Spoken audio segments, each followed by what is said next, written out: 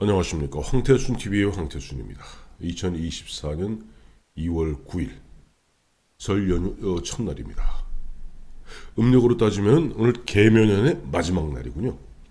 내일 설입니다. 설 연휴가 끝나고 나면은 해경군 김씨, 김혜경 씨는 2월 14일 검찰에 의해서 선거법 위반 혐의로 기소될 겁니다. 2월 14일 해경군 김씨의 상궁, 지밀상궁 노릇을 했던 배소연 씨에 대한 항소심 선고 공판이 있습니다. 1심에서 유죄가 선고되었기에 2심에서도 큰 이변이 없는 한 항소심에서도 유죄가 선고될 겁니다. 그렇게 되면은 이 형량 문제 갖고 검찰이 상고할 수는 없습니다. 다만 배소연 씨가 상고를 한다면은 모르겠어요. 만약에 상고를 포기하게 된다면은 지난해 배소연 씨와 이제 재작년이 되는군요. 배소연 씨와 김혜경 씨가 공범 관계로 기소되면서 배소연 씨가 기소되면서 김혜경 씨에 대한 시효가 중단되었습니다. 근데 이제 배소연 씨가 상고를 만약에 포기하게 된다면 바로 시효가 다시 진행되게 되고 그 다음 날인 2월 15일이면은 김혜경에 대한 시효가 완성되어 버립니다. 왜? 선거법은 시효가 6개월이거든요. 2022년 3구 대선 그 선거법 위반으로 배소연 씨가 기소되고 그 다음에 1심 판결에 의해서 2심 판결을 받게 되고 배소연을 갖다 기소하면서 일단 공범관계인 김혜경은 일반 시효 진행을 중단시켜놨습니다. 때문에 검찰 입장에서는 어쨌든 2월 15일이 지나게 되면은 해경군 김씨가 그냥 놔두면은 시효가 완성되기 때문에 선거법 위반으로 선거법이란 간단합니다. 2021년경에 민주당 당원들 4명인가 3명하고 밥 먹으면서 10만 4천 원 법인카드로 쫙 계산하는 것. 이게 선거법 위반이거든요. 왜? 일종의 향응을 제공했기 때문에. 그러니까 일단 배소연 씨의 형이 사실상 확정되는 순간 상고를 하지 않는 한 김혜경 씨에 대한 기소를 할 수밖에 없는 것이 이 검찰입니다. 근데 사실은 우리 국민들의 이른바 감정선을 건드렸던 것은 김혜경 씨가 민주당원들 서너 명하고 밥 먹고 10만 4천 원 긁었다 법인카드로 그것도 그거지만 더 큰 분노에 화욕구에 불을 지핀 것은 다름 아니죠. 법인카드로 초밥 10인분 월남쌈 또 소고기 거기다 무슨 일제 샴푸 또 거기다 한 걸음 더 나가서 보면 코로나 예산을 갖다 전용해 가면서까지 법인카드로 거의 1,000만 원 이상의 한 해만 해도 1,000만 원 이상의 과일을 갖다가 드셨다는 거 아닙니까? 카드로. 그 카드 여러분 일제 배임입니다. 김혜경은 배임이 되는 것이고 그것을 갖다가 이재명은 묵인했다면 묵인죄에 해당되는 것이죠. 이제 김혜경에 대한 선거법 위반 기소와 함께 배임 혐의도 곧 기소가 될 겁니다. 병합하겠죠. 김혜경에 대한 사법 리스크 점증되게 되고 이것은 곧 그 남편 카드는 김혜경을 보고 준 게 아닙니다. 아니 그 아줌마를 보고 누가 국가에서 쓰는 경기도 법인 카드를 갖다가 김혜경에게 주었습니까? 아니죠. 경기도지사인 이재명이 그 법인카드를 갖다가 공적인 업무에 쓰라고 법인카드 준 것을 그야말로 철저하게 사유화해서 사용했던 겁니다. 즉 거기에 이재명이 모를래야 모를 수가 없는 것이죠. 경제 공동체를 넘어서 이불 공동체인데 한 이불을 갖다 덮고 자는 그 사이에 몰랐다는 것은 말이 안 되는 것이죠. 그래서 그동안 사실은 2022년 대선 판가름지었던 결정적 변수 중의 하나인 김혜경의, 배소연의, 그리고 이재명의 이 경기도 법인카드 쇠고기. 저는 지금도 한 가지 궁금한 게 있어요. 사실 검찰도 그 부분에 대해서 이른바 심증은 있으되 물증이 없어서 더 이상 진행 못하고 있는 겁니다만은, 여러분, 예를 들어 고기를 10인분 살 수는 있어요. 미리 재놓고 냉장고에 넣어놓고 먹죠. 초밥을 갖다 10인분 시킨다? 그 집에 사는 사람이라고는 이재명과, 요즘 뭐 저쪽 개항으로 옮겼습니다만, 원래 성남 살 때 이재명과 부인인 김혜경, 그리고 그 문제의 아들, 이게 셋이 살았단 말이에요.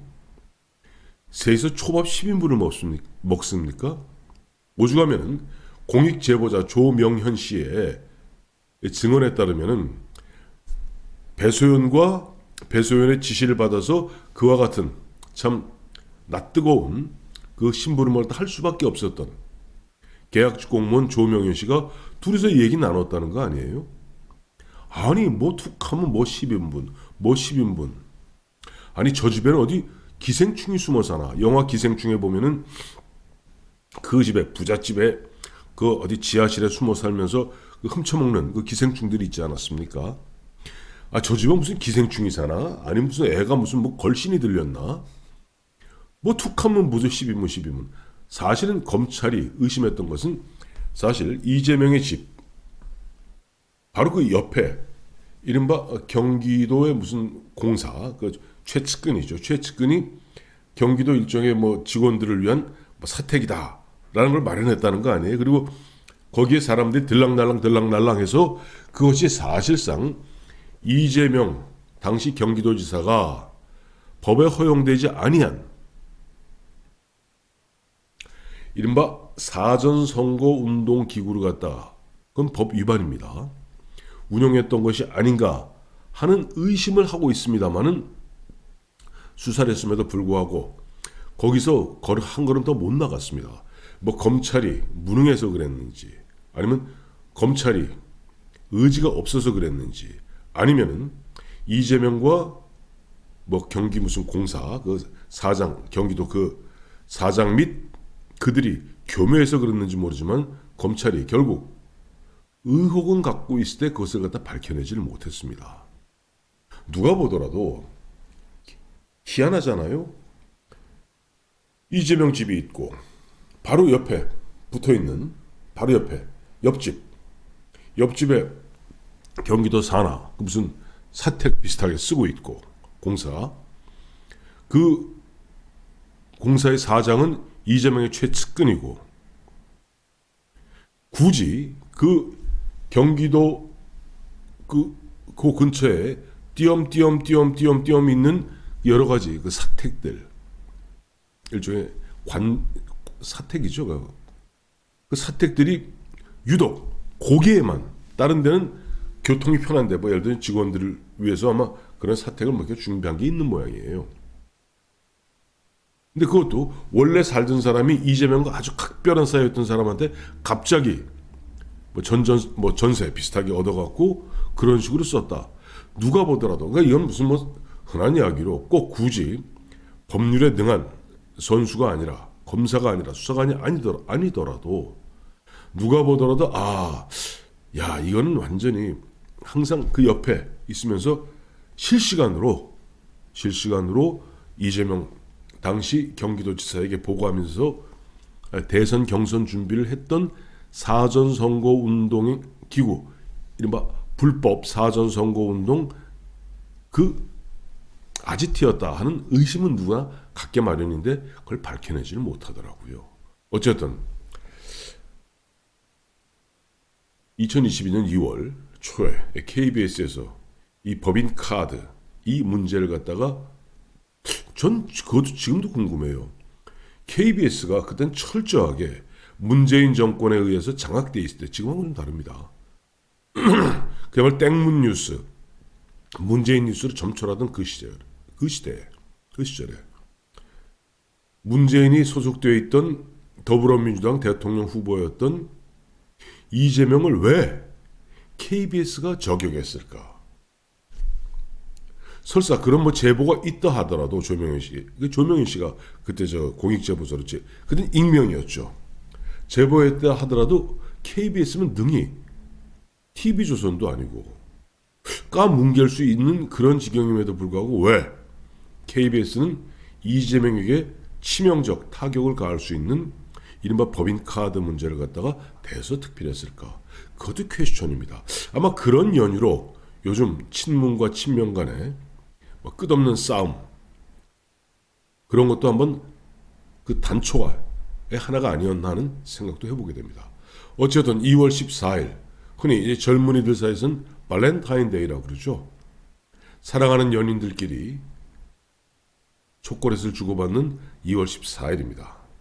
근데 그날 배소연에 대한 항소심, 선고 공판이 있게 되고 수원지검, 검찰은 김혜경에 대해서 우선 시효가 되기 바로 일보 직전이기 때문에 일단 선거법 위반 혐의로 불구속 기소를 하게 될 겁니다. 곧 이어서 같은 성격입니다만 이건 선거법 위반이고 그 외에 초밥, 소고기, 월남쌈, 샴푸, 과일 등을 갖다가 법인카드로 쭉쭉쭉 긁어서 드셨던 배임 그리고 배임을 방관 내지는 사주 내지는 지시 묵인했던 이재명에 대한 수사 그리고 기소는 불가피할 것 같습니다. 왜? 조명현 씨가 지난해 국민권익위원회에다가 문제를 제기했고 국민권익위원회에서도 문제가 있다 해서 검찰에 이첩했고 검찰이 수원지검으로 내려보낸 사건, 즉 배임이기 때문입니다. 해경군 김씨, 김혜경 씨에 대한 사법 리스크는 계속 점증되고 있고 이는 곧 이재명의 사법 리스크와 묶여서 시너지 상승작용을 하지 않을까 생각해 봅니다. 자, 설 연휴 내일부터 시작됩니다. 오늘부터 시작됐군요. 내일 설입니다. 자, 한 해 잘 마무리하시고 또 활기찬 청룡의 해를 갖다가 맞기 기원합니다. 고맙습니다.